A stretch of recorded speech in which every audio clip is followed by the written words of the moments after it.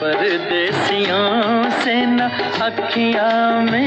शशि कपूर ने साल 2017 में 69 साल की उम्र में दुनिया को अलविदा कह दिया था। शशि कपूर ने अपने करिश्मे, स्टाइल और एक्टिंग स्किल से बॉलीवुड में अपनी एक अलग पहचान बनाई है।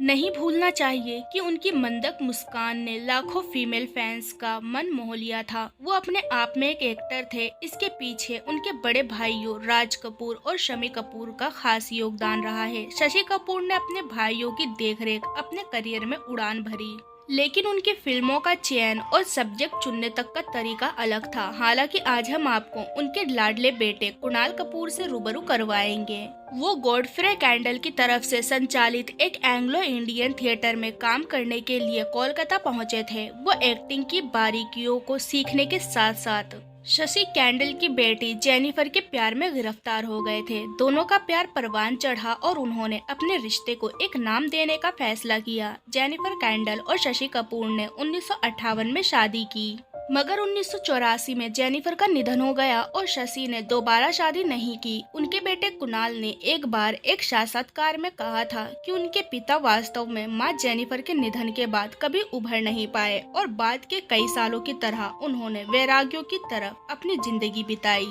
जेनिफर कैंडल से शशि कपूर को 3 बच्चे कुणाल, करण और संजना कपूर हैं। अपने रिश्तेदारों नातेदारों से उलट शशि कपूर के बच्चों के पास सफल फिल्मी करियर नहीं रहा, मगर उन्होंने खुद को अलग क्षेत्रों में स्थापित किया। आइए जानते हैं शशि कपूर के बच्चों के बारे में। कुणाल कपूर ने सिद्धार्थ 1972 फिल्म के साथ अपने करियर की शुरुआत की। वो अपने पिता के साथ श्याम बेनेगल की जुनून में भी दिखाई दिए। हालांकि आहिस्ता आहिस्ता विजेता और उत्सव जैसी कुछ फिल्मों में एक्टिंग करने के बाद उन्होंने एक्टिंग के करियर से तौबा कर लिया। अपने अलग लुक की वजह से उन्होंने एडवर्टाइजमेंट करने को चुना। उन्होंने अपनी खुद की एडवर्टाइजमेंट कंपनी स्थापित की और टेलीविजन कमर्शियल एड का प्रोडक्शन और डायरेक्शन करना शुरू किया। 2015 में उन्होंने सिंग इज ब्लिंग में लगभग 30 सालों के बाद फिल्मों में वापसी की।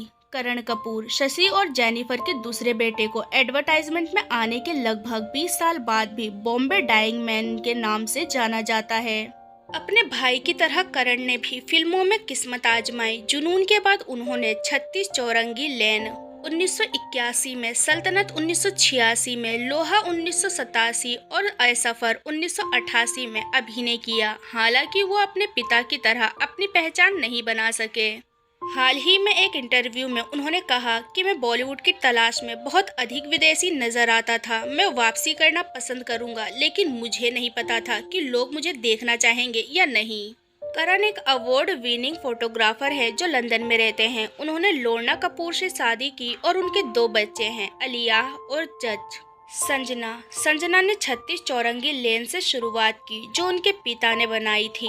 फिल्म में उनकी मां ने भी अभिनय किया था। उन्होंने फिल्म में अपनी मां के यंग लुक की भूमिका निभाई। उन्होंने 1988 में मीरा नायर की सलाम बॉम्बे में अभिनय किया। इसके बाद उन्होंने फिल्मों को छोड़ दिया और थिएटर पर ध्यान दिया। संजना ने 1993 से फरवरी 2012 तक प्रसिद्ध पृथ्वी थिएटर चलाया। 2011 में उन्होंने पृथ्वी थिएटर छोड़ दिया और 2012 में जुनून थिएटर लॉन्च किया। एक इंटरव्यू में उन्होंने कहा, मुझे कई बार अभिनय की याद आती है, लेकिन मैं एक आलसी एक्टर हूँ। आपको हर रोज कम से कम 8 घंटे रिहर्सल की जरूरत है और मेरे पास उस तरह का समय नहीं है। मेरा एक परिवार है। उन्होंने कई सालों के रिलेशनशिप में रहने के बाद निर्देशक आदित्य भट्टाचार्य से शादी की। शादी लंबे समय तक नहीं चली और फिर उन्होंने बाघों के संरक्षण में विशेष योगदान देने वाले वाल्मीकि थापर से शादी की, जिनसे उनका एक बेटा है। वे अभी दिल्ली में रहते हैं। तो दोस्तों, अभी के लिए बस इतना ही। मिलते हैं अगली वीडियो में। तब तक अपना ध्यान रखिए। Bye bye.